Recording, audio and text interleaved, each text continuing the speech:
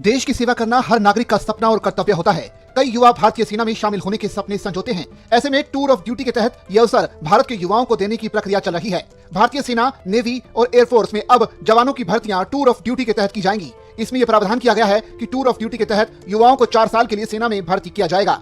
हालांकि tour of duty के तहत 3 सेनाओं, थल सेना, नौसेना और वायुसेना में भर्ती की नई प्रणाली में कुछ बदलाव किए जा रहे हैं।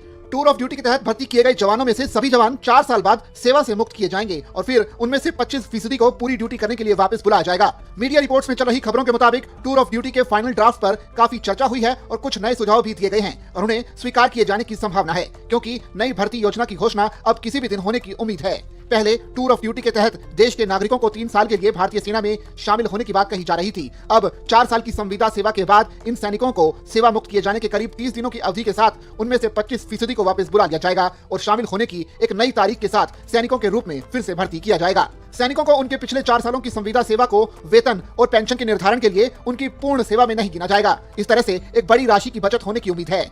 टूर ऑफ ड्यूटी के बीच एक प्रस्ताव यह भी था कि तकनीकी रूप से ट्रेंड लोगों को औद्योगिक प्रशिक्षण संस्थानों से सीधे भर्ती किया जाना चाहिए, ताकि उनके तकनीकी प्रशिक्षण पर अधिक समय खर्च ना हो। आर्मी ट्रेनिंग कमान को इस संबंध में एक अध्ययन करने का काम दिया गया था, जिसके नतीजों का अभी पता नहीं चला है। बता दें कि सेना में भर्ती में देरी को लेकर युवाओं में काफी चिंता और हताशा है।